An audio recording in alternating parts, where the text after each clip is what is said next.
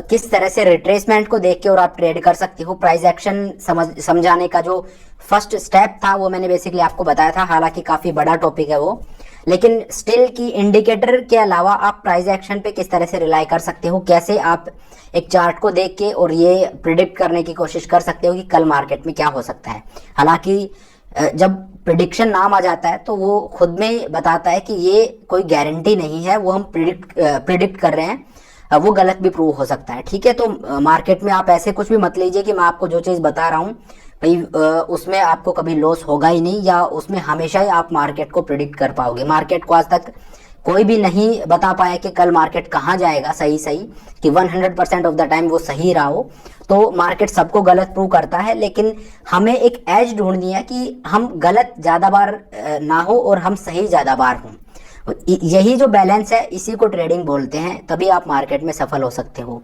जो ट्रेडर ये सोचता है कि मुझे लॉस लेना ही नहीं है, मुझे 100% टाइम प्रॉफिटेबल ही रहना है, उसी को फिर लॉस होता है। अगर आप इस चीज़ को समझते हो, आप मार्केट के रेस्पेक्ट करते हो, तो फिर आप सही ट्रैक पे हो, फिर आप यहाँ पे पैसा बना पाओगे। तो कल मैंने आपको बताया था कि कैसे मार्केट रिट्रेसमेंट लेवल जो होते हैं, कि 61% का जो गोल्डन लेवल होता है उस पे आप कोई भी ट्रेड ले सकते हो। उसके पीछे का जो भी था वो मैंने आपको बताया था। अगर आपने वो वीडियो नहीं देखा है तो पिछला वीडियो है वो जाके आप देख सकते हो। ठीक है, तो चलिए आज के इस वीडियो में मैं आपको बताऊंगा कि वो मैनुअली ना करके और आप किस तरह से, क्योंकि अगर आपकी वॉच लिस्ट में मान लीजिए 10 स्टॉक हैं तो हर एक में आपको मैनुअली अगर वो करोगे तो काफी टाइम कंज्यूमिंग होगा।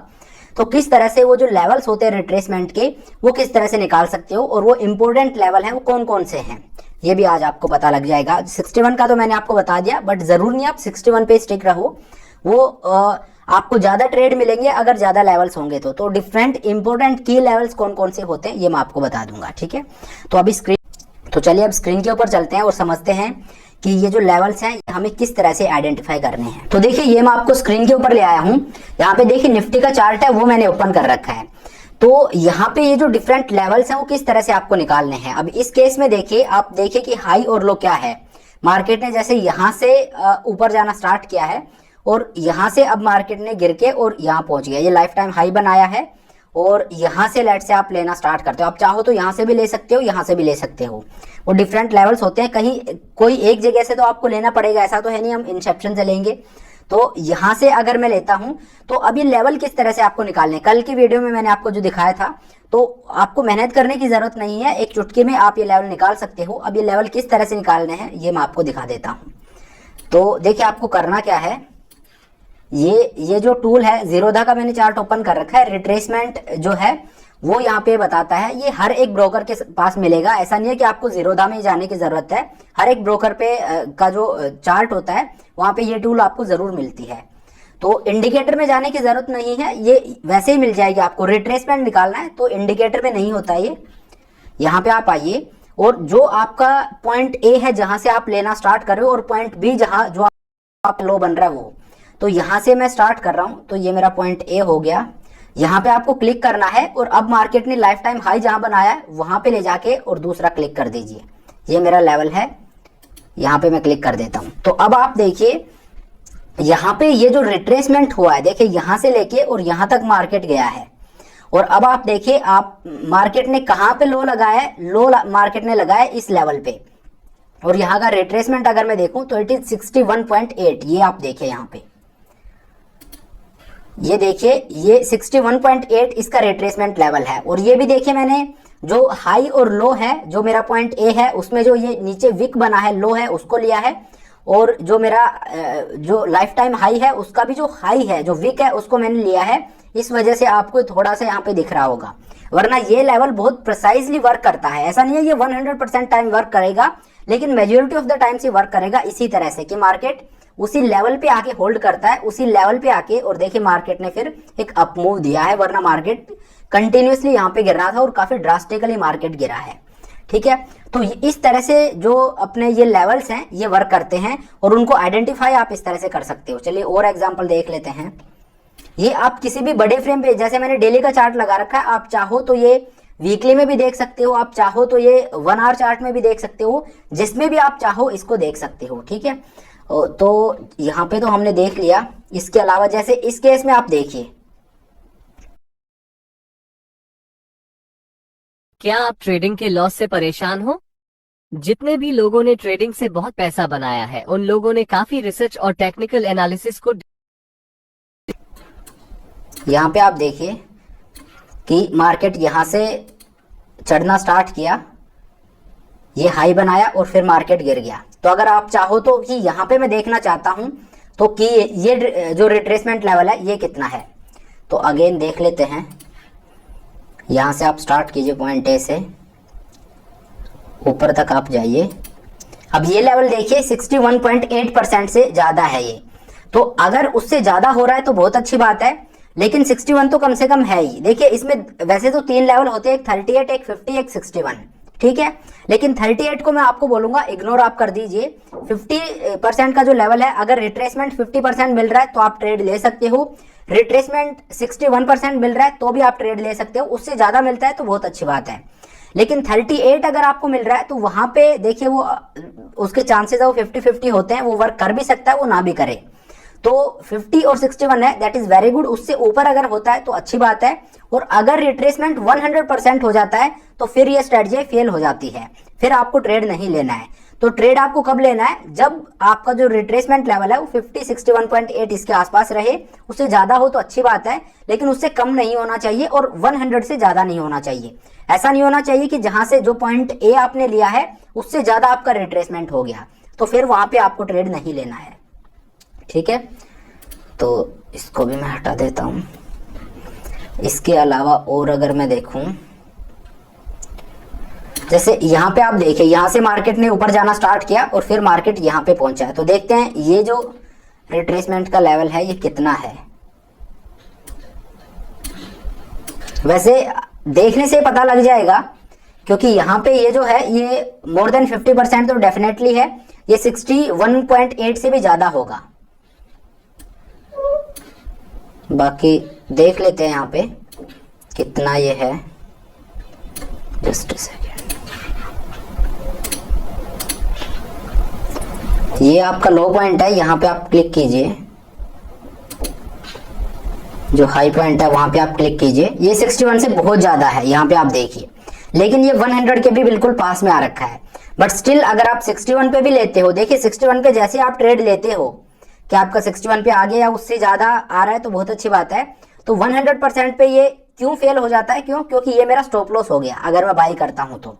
बाकी इसमें बाई और सेलिंग दोनों होती है, वो किसी और वीडियो में मैं आपको बताऊंगा, क्योंकि इसके भी अलग अलग आउटकम निकलते हैं कि रिट्रेसमेंट जहां पे हो गया, देखिए अगर यहाँ पे रिट्रेस हो रहा है तो ऑब्वियसली हम बाई करेंगे, लेकिन यहाँ पे आप सेल भी कर सकते हो, लेकिन उस सेलिंग में क्या होगा, ये आपका स्टॉप लॉस होगा। और अगर बाई करते हो तो पॉइंट ए है, ये आपका स्टॉप लॉस होगा। तो सेलिंग में पॉइंट बी है वो स्टॉप लॉस बन रहा है, और बाइंग में पॉइंट ए है वो स्टॉप लॉस बन रहा है। तो ये किस केस में होगा ये मैं आपको किसी और वीडियो में बताऊंगा। यहाँ पे बस मैं आपको ये बताना चाह रहा हूँ इस वीडियो में कि रिट्रेसमेंट लेवल है वो वर्क करता है, और वो जो वर्क करता है वो जो रिट्रेसमेंट लेवल है वो किस तरह से आपको प्लॉट करना है ये मैं आपको बता रहा हूँ। तो ये आपको मैन्युअली करने की जरूरत नहीं है, इस टूल से आप ये प्लॉट कर सकते हो। आपने कई बार देखा होगा कि जैसे जो चैनल्स होते हैं, जो स्टॉक मार्केट के चैनल्स हैं, उन पे जो बैठे रहते हैं वो बताते हैं कि इसका स्टॉप लॉस ये होगा, इसका टारगेट ये होगा। तो बेसिकली यही जो रिट्रेसमेंट है यही मार्केट में प्रिवेल करती है, इसी के थ्रू वो भी जो प्रिसाइज लेवल है वो बताते हैं। तो ऐसा नहीं है कि मतलब इस चीज को आप इस तरह से लो कि यार ये मैं नहीं कर सकता हूं तो प्रोफेशनल्स हैं ये वो। मार्केट में कोई प्रोफेशनल नहीं होता, और जितना आप मेहनत करोगे उतना ही आप खुद प्रोफेशनल होते जाओगे। मार्केट जो सबसे तगड़ा प्रोफेशनल बंदा है उसको ऑन एनी गिवन डे वो रॉन्ग प्रूव कर सकता है, और कई बार आपने देखा होगा जो बिगिनर आते हैं वो यहाँ पे प्रॉफिट कमा जाते हैं। तो मार्केट में ईगो है उसको साइड रखिए और फिर हमें काम करना चाहिए।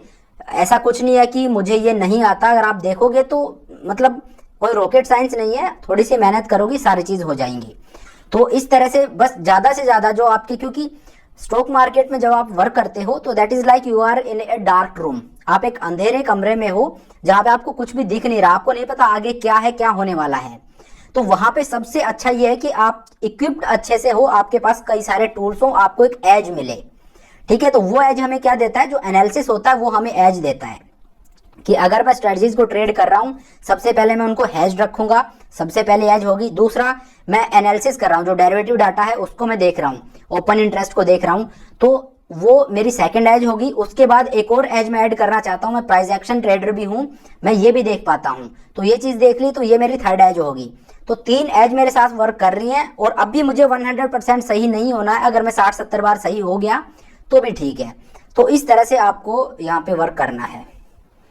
तो देखिए ये चीज थी, ये मैं आपको बताना चाह रहा था। अब देखिए, जैसे अगर लंबे पीरियड में देखें तो यहाँ पे आप देखिए, यहाँ से ये जो रन है ये स्टार्ट हुआ है, ठीक है। ये कौन सा लेवल है, ये जो डे है ये है लास्ट ईयर मार्च के आसपास का टाइम है। तो यहां से देखिए मार्केट में ये जो रन है ये स्टार्ट हुआ है। तो यहां पे अगर मैं दिखाऊं आपको, यहां से मार्केट में रन स्टार्ट हुआ है, तो यहां पे अब आप इसको किस तरह से इंप्लीमेंट करोगे, तो आपको करना क्या है, ये आपका पॉइंट ए हो गया, ये आपका पॉइंट बी हो गया कि मार्केट यहां से ऊपर गया और यहां से मार्केट ने गिरना स्टार्ट किया और फिर मार्केट ऊपर गया। तो यहां आप किस तरह से ड्रॉ करोगे,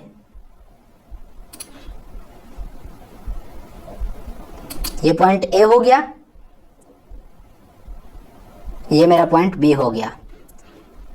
तो अब आप देखिए यहां पे देखिए, पॉइंट ए से पॉइंट बी तक मार्केट गया, उसके बाद जो रिट्रेसमेंट है वो मोर देन 61.8 है। 61 जो है वो बिल्कुल, ये जो कैंडल है ये जहां पे ओपन हुई है दैट इज 61.8। तो मार्केट ने इसके पास सस्टेन करने की कोशिश की। हमेशा ऐसा नहीं है कि प्रिसाइजली आपको 61 ही मिले, थोड़ा बहुत ऊपर नीचे होगा। तो यहाँ पे देखिए मार्केट ने सस्टेन करने की कोशिश की है एंड देन उसके बाद मार्केट ऊपर गया है।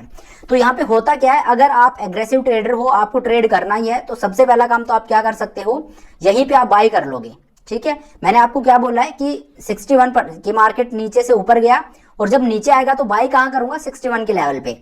तो यहाँ पे मैं बाई कर लूंगा और ये मेरा स्टॉप लॉस हो जाएगा और यहाँ से फिर देखिए पूरा मार्केट ऊपर गया है। तो इस तरह से आप प्लॉट कर सकते हो, ये जो रिट्रेसमेंट लेवल है ये इस तरह से आप प्लॉट कर सकते हो। बेसिकली 3 इंपॉर्टेंट लेवल होते हैं, एक 38, एक 50 और एक 61% का। इन 3 लेवल के अकॉर्डिंग आपको ट्रेड करना है। 38 है वो उतना ज्यादा जरूरी नहीं होता है, लेकिन 50 और 61% का लेवल है वो काफी ज्यादा एक्यूरेट होते हैं। ऐसा नहीं है कि उनकी एक्यूरेसी है वो 100% ही है, लेकिन हाँ वो मेजोरिटी ऑफ द टाइम्स आप देखोगे कि मार्केट उन्हीं के आसपास से और वापस ऊपर जाता है या मार्केट और गिरना अपना जो फ्रेश सेलिंग है वो स्टार्ट करता है। तो चलिए ये एक चीज थी जो मैं आपको बता रहा था। ये जो 2 वीडियो मैंने डाले हैं, पहले में मैंने आपको बताया कि किस वो जो कॉन्सेप्ट है वो बताने की कोशिश की, और आज मैंने आपको बताया कि वो आपको मैन्युअली नहीं करना, वो आप किस तरह से कर सकते हो चार्ट में, वो प्रैक्टिकली मैंने आपको करके दिखाया। चलिए अब इस वीडियो को यहीं पे खत्म करते हैं। Thank you so much for watching the video. अगर आपके कोई क्वेरी हो तो आप मुझसे कमेंट करके पूछ सकते हो। आई होप आपको ये वीडियो पसंद आया होगा, आप में से ट्रेडर एक वैल्यू एडिशन हुई होगी, आपने कुछ नया सीखा होगा। अगर वीडियो पसंद आया तो मेक श्योर आप वीडियो को लाइक करें, चैनल को सब्सक्राइब करें।